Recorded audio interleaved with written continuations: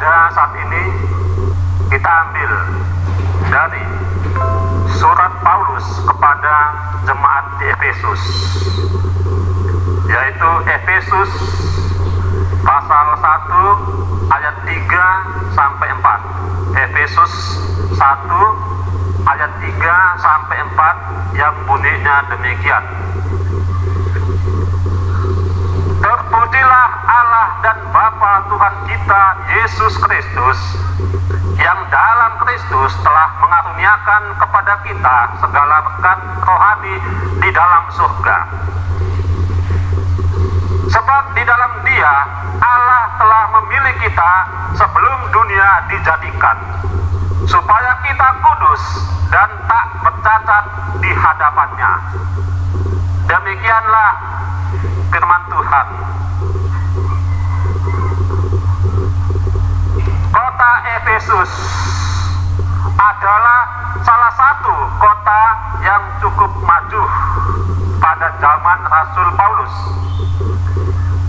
Kota ini disebut sebagai kota perdagangan, kota budaya, kota turis, dan transit bagi dunia timur atau Asia dan di barat atau Eropa. Sebuah gedung olahraga di kota ini mampu memuat 25.000 orang. Di dalam gedung ini manusia sering diadu dengan binatang buas. Jadi kota Efesus penuh dengan sadisme. Di sana juga ditemukan kuil-kuil penyembahan dewa-dewi seperti Artemis dan Diana. Mengingat perkembangan kota Efesus, bagi Rasul yang pernah bekerja di sana selama 2 tahun, dia merasa perlu untuk mengirimkan surat edaran ke jemaat Efesus. Maksud dan tujuan surat adalah untuk menjaga dan memelihara iman anggota jemaat agar tekun berdoa kepada Tuhan Yesus yang kita percaya hanya kepadanya, bukan kepada Dewa Artemis atau Dewi Diana, tetapi Tuhan Yesuslah yang kita percaya, karena Tuhan Yesus yang memberi berkat, kekayaan, kesuburan, dan kesejahteraan.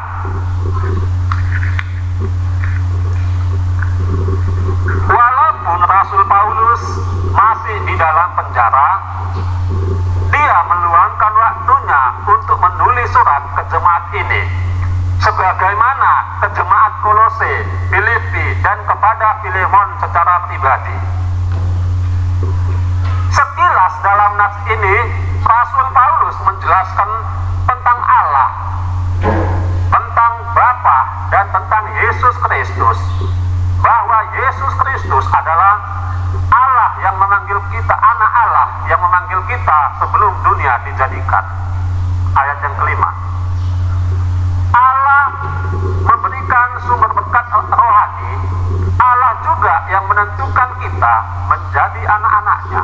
Di dalam Kristus kita beroleh penebusan, pengampunan dosa, dan kita dipersatukan dengan Tuhan Allah. Ada 2 hal pokok yang menonjol dalam nats ini. Yang pertama, dalam Yesus Kristus kita memperoleh akses kepada Allah. Allah Bapa bukanlah Allah hasil rekayasa pikiran, juga bukan hasil imajinasi. Allah yang kita kenal dalam Yesus Kristus datang menerobos sejarah, dunia dan manusia. Dialah yang menuntut umat Israel keluar dari negeri Mesir. Allah menyatakan dirinya di dalam Yesus Kristus yang dipenuhi kuasanya. Kuasa itu tampak melalui perkataan dan perbuatannya. Semua peristiwa itu terjadi dalam situasi konkret dan pada waktu tertentu. Dialah juga yang memanggil Saulus, nama lama bagi Paulus, menjadi rasulnya. Paulus yang dulu dikenal sebagai orang yang kejam, pembunuh orang Kristen. Kini, saat Paulus mengirim suratnya, adalah seorang rasul melalui panggilan oleh Yesus Kristus yang telah bangkit.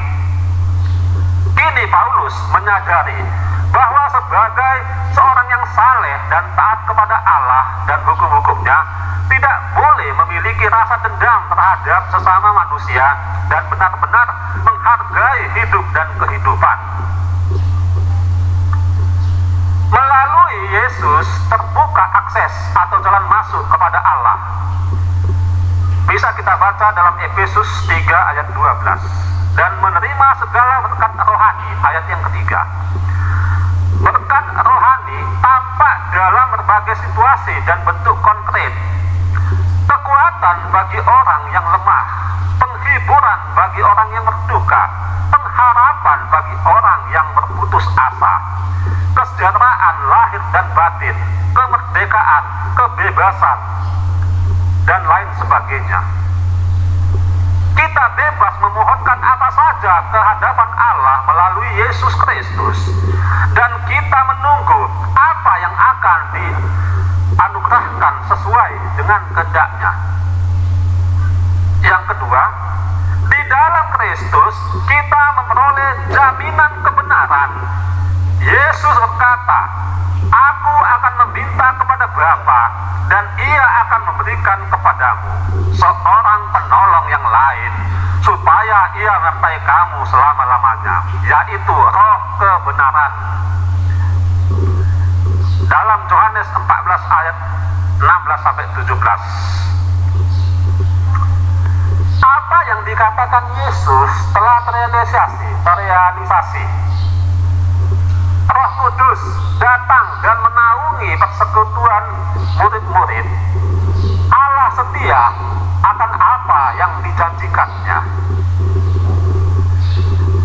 Di dalam kehidupan kita ini, melihat berbagai perubahan, nama zaman juga berubah-ubah. Sejak zaman kemerdekaan bangsa Indonesia, kita mengenal sedikitnya 3 momentum zaman, yaitu Orde Lama, Orde Baru, dan Reformasi.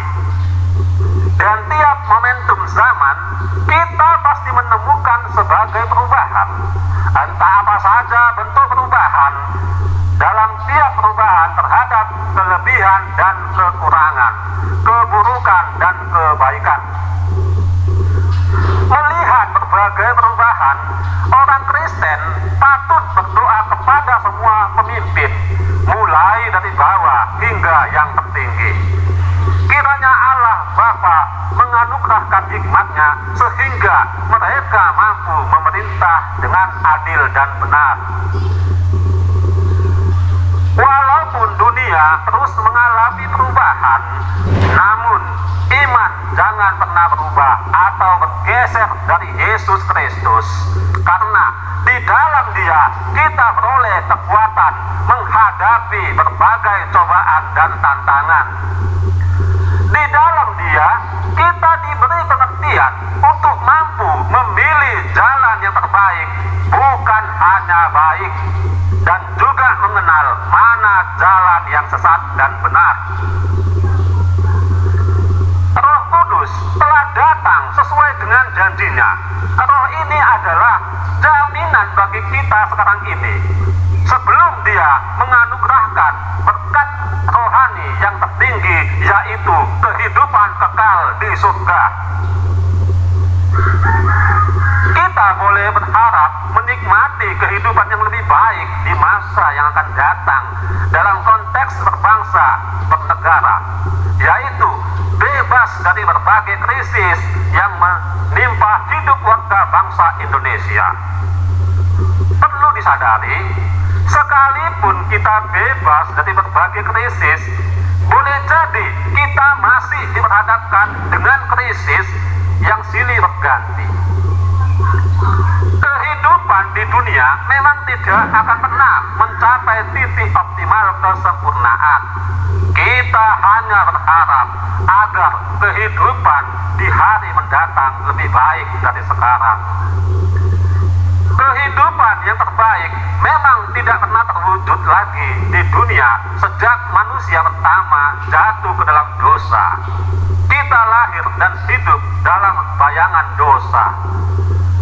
Kehidupan yang sempurna hanya ada di tangan Allah Bapa. Kehidupan yang sempurna adalah tinggal bersama Yesus Kristus yang telah bangkit. Itulah saatnya Tuhan melunasi semua janjinya. Amin. Tuhan Allah Bapa kami yang bertahta di dalam kerajaan surga, terima kasih kami ucapkan kepadamu Tuhan. Kami telah selesai mendengarkan sebagian daripada firman-Mu. Kiranya firman-Mu yang kami dengar dapat kami laksanakan dengan baik dalam kehidupan kami. Ya Tuhan, Engkau telah menepati semua janji-janji-Mu kepada kami. Engkau selalu menjaga dan melindungi kami dimanapun kami berada. Walaupun kami telah jatuh ke dalam dosa, tetapi Engkau Tuhan masih tetap mengasihi kami.